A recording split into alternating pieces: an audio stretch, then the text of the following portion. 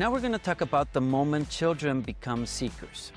At some point in childhood, something shifts. Wonder becomes curiosity, curiosity becomes questioning, and suddenly a child is no longer just enjoying stories. They are searching for meaning. This is the moment when heroes become mirrors and stories become maps. In this segment, we'll explore how myth helps guide children through this awakening, helping them navigate identity, purpose, and the first steerings of their own spiritual paths.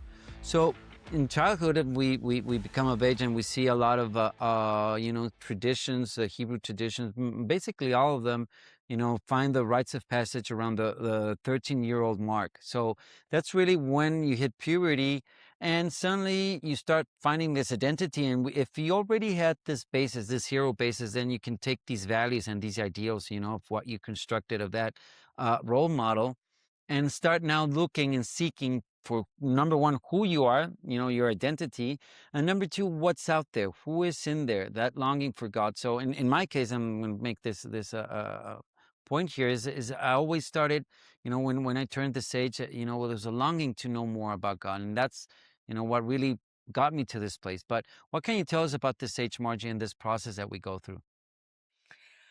Well, I can relate to it, personally. I was seeking. I was seeking a lot, and I was a big reader. So I was reading a lot of books that had the AI. It was almost like a mystical sort of experience where people would have they would be a seeker themselves, and then they would find an answer, and or whatever, or found something that I remember one book which was by W. Somerset Maugham called The Razor's Edge. I don't know if you've ever read. Yes, of course. Okay. And, that book had rather a profound effect on me when I read it. I think I picked it up when I was, like, 11 or 12 years old. Oh, that you're very young because that's something I think that they give you in high school, or I sort Right, of that. yeah. But I was a voracious reader, and Okay, so I read, in fact, by the time I graduated high school, I had read almost the entire library of my high school library by that time. really? There was one other guy that was a friend of mine. He and I were both the most voracious readers in the school, and, but in the process of that, I had started really young, and so when I read The Razor's Edge, that sort of put me on a and and then I read J.D. Salinger, and particularly Franny and Zooey really kind of got to me as to, because they were seeking Yeah. something, and the way they were going about do it, and then that got me through into Herman Hesse, and when I read The Glass Speed Game. I don't know if you've ever read that book by him, but that book just kind of like blew me away. And but I was, once again, I was seeking. I mean, it wasn't that I didn't believe in God. I've never not, I don't think, in my life, not believed in God. But it was that more of that communication. I didn't really had not developed which we know from our studies of the Urantia book, that developing a prayer and a worship sort of experience, a personal one. There had been no guidance, really. I mean, prayer was sort of like a communal thing in my in Okay. my church, and you prayed, at before you ate a meal, but to thankful for the food. But there was this idea about a conversation, Yeah. between a personal conversation between you and God, was seemed, it was pretty elusive to me Yeah. for Yeah. for a really, a long time. And I was reading these books trying to see how other people did it, or how they reached a place in their life where they were satisfied with who they were. And I think everybody that grows up, everybody that's a teenager and beyond until you're 30, you're at this point, where you're trying to seek who you Yeah. really are. I'm not talking about the external part of you, who you are in here, the part that Yeah. Yeah. is, between you and God. And so, so reading about all these people, and some of these were, very heroic, but a lot of them were very flawed, heroes or heroines. Imperfect heroes. Yeah, Yeah, right, definitely. very imperfect, but that made them more real, because they made mistakes and It's yet real, and they're they relatable because that's, I yeah, mean, and you can realize and say, yeah, that happened to me as well. And how did this right. guy go amend it? Oh, there's ways to mend it. Yeah, Right. And so, it was just, it was a slow, slow process as this should be as we begin, we begin. None of we all. It's like my old mentor that I had years ago, who's has moved on, but my old mentor, he said, we all want instant revelation, like an instant change. I mean, we all want with no that. effort. Yeah, yeah. But the reality is that all of these things are evolutionary. Yeah, We are participating in evolution, our own evolution, our own personal evolution, the evolution of our family, the evolution of our community, the evolution of our society, and the evolution of our planet. definitely. And where everybody, it's like they talk about evolution as something in the past. Well, it's not. No, no, Yeah, no. yeah, but it's going on right now, and the most important one is the one that's going on inside of you. Okay, That is spiritual your evolution. Yeah, yeah, is your own evolution, moving to be closer and hopefully have I mean, that's what Jesus, talked about, was that he had this constant communication with the Father, and, um, you know, um, Franny and Zooey and Salinger talked about that, about the prayer without ceasing. That was a big thing in there, and so I even read the Pilgrim's Journey. I don't know if that was a okay, book yeah, that yeah, I read all that because I realized that that was what I was. That's the reason that sort of literature appealed to me so much, because they were seekers. They were yeah, really very much seeking, and I was yeah. too. And, It's you know funny, and yeah, but I'm trying to remember, especially at that age, maybe latter teens, 18, 19 is when I had the big change.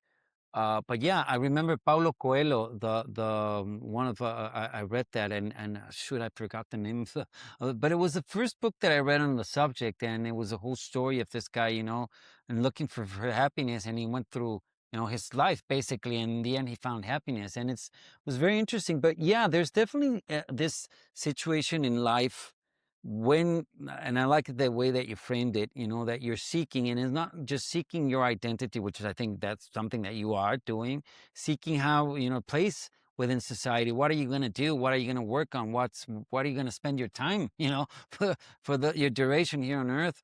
Um, but the most important one is that seeking to find God, to have that personal connection. In my case, it's very interesting, and I'm going to make this story, and then I'll let you share with us. But there were so many flawed things from Catholicism that I found, while I was growing up, and the Trinity, and then I could never understand it, and they would never explain it. It was supposed to be a myth, or a mystery. Sorry. Then the atonement, and why did God have to kill His Son, and So I got to a point when I was 18, 19, that what, not that I am against it, but it doesn't appeal to me anymore.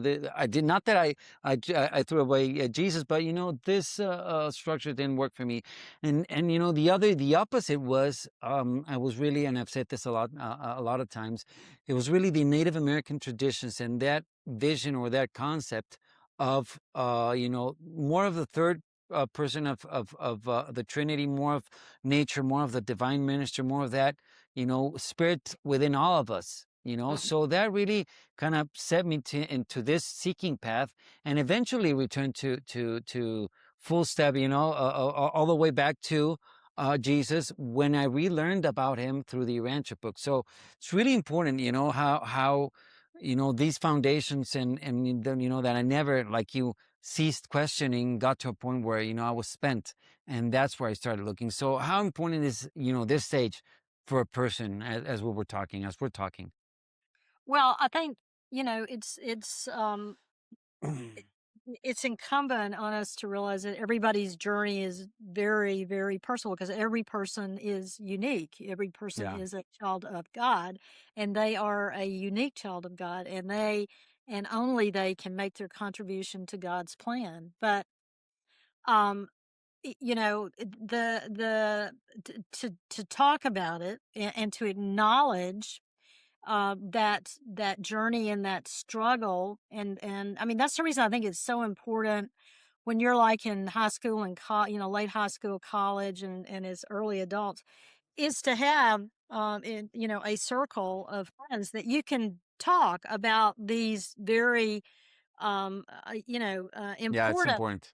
important issues, and a lot of people today don't have that. I mean that's what. That's true. And the situation, society, how we communicate does not, foster that situation. But I agree with you. I had very good friends where you would just talk and talk and talk and talk and, no judgment and you just throwing everything out. But definitely, yeah.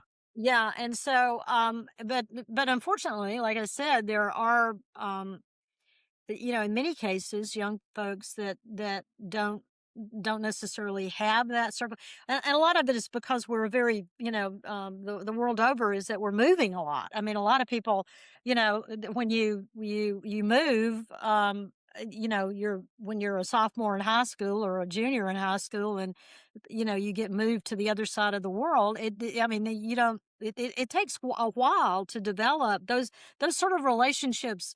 Don't Yeah. happen overnight. Okay, and so that's one thing that is that if you can, even if it's just one other person.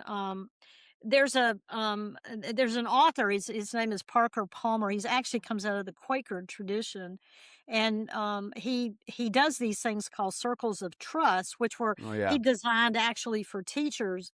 But when I think about it, when I look back at my circle of friends that I was very close to and grew up with and became an adult with, um, we did have a great circle of trust, where it was us and what we discussed, and it didn't go outside of that. It was there, and we trusted each other with Yeah. who we actually were. Okay, and so to form these sort of circles of trust, I think is very important. Not only socially for you to understand. I Uh, mean, when you've got friends and you're starting to date or pair off or find looking for a mate, you want to do a family. Your ideas. You need to bounce these off of your friends. Okay, you need and trust that they're giving you good information. Okay, yeah. That their and intentions are good, yeah, basically. right. And so, but that sort of relationship doesn't happen, Yeah. once again overnight. But that those sort of relationship, but it's also people that you can talk to about your true feelings. Be they about what you believe or what you don't believe, or what you like in your case where you were rejecting things out of the religious tradition you had been reared in, that you didn't, because I mean a lot of these things you can't necessarily take to an older generation because they're maybe already inculcated in the tradition and they're happy there, and that's Yeah. fine. Yeah. But if Yeah. you're As long as you're happy, that's good. And you That's have right, faith. but if you're not, you need to have somebody that you can, share Yeah. these sort of things with, and uh, d- l- I was, very until I found the book and started and immediately was able to surround myself with people that were, as interested in this personal relationship with God as I was, without all the dogma attached to a Yeah. conservative or institutionalized religion. That was that was really became very fulfilling. I mean, Yeah. very Yeah. I both agree. both socially and a community, but particularly spiritually because Yeah. they were. very much like they were seeking a personal Yeah. relationship with God too. And so, but And that's in this case, what I like is that there's no hierarchy. So it's not that this guy knows more, this guy knows that, Mhm. and that's what I really like. There's no competition, and it's really, and that's what I really enjoy about these conversations. I learned so much, and from all the points of view and all the everything that you guys bring and comment. I mean, it really enriches everything, and this is what we're doing. We're just doing this experience. What we're saying, right? well, we're just trying to let people know that you are going to find your way, and God does love you, and you are a very unique and loved individual. And you need to recognize this within in yourself, and you really belong to this incredible community that you're not perhaps even aware of.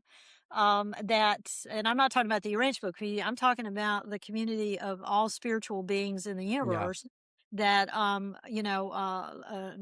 that are devoted to God's plan, which is God's plan is love. yeah. And so that's what you really. I mean, that's what I signed up for anyway. No, I like So, it, and I really I like this. that's I like the way, and it's a great point to end this segment in coming full circle to saying what really drove you, which is God is love, and that's really was your compass and your anchor for all of this, and it brought you, all this and how important how we're seeing in these two segments, especially how as a child you open up your curiosity and your heart, and then when you get older, you kind of start making those decisions and directing your efforts to doing that will that you're talking about, not just taking care of yourself, but of others and of being a good person. And it comes to really just, I know that you like science, so it becomes really a question of positive, negative, or neutral. You come in here and their energy, you just can classify it that way. Why not put it in a positive instead of Mhm. just keeping it neutral, or dare not go into the negative? Yeah, to put Right. it in a colloquial way, Right. Absolutely. I totally agree with you. That, and I mean, all that time that I was seeking, I was also building a career and doing all the, and relationships, and family was expanding, and children being born, and things like that. But that doesn't mean that you're not you should abandon you. I mean, I think it's very easy to say, well, I'll do that later. I'll do that Yeah, later. But reality is that if you want a really, for me, this I'm speaking personally, is that building that solid foundation spiritually within myself, knowing who I was, which was I am a child of God and he loves me. That's the foundation from which everything else that it gave such a security to yeah, to to develop in all these other areas of my life, of which I have been incredibly blessed. definitely. And for which I am very, very grateful. Yeah, So, yeah. this is It what I hope. becomes you. I like this because you became love. That's it becomes a habit in the end. So I really like Yeah. this. On the Divine Within podcast, we'll share real conversations to help you find a personal connection with God. My goal is to support your faith, growth, and journey toward discovering the divine within yourself. Join us to deepen your faith and spiritual journey.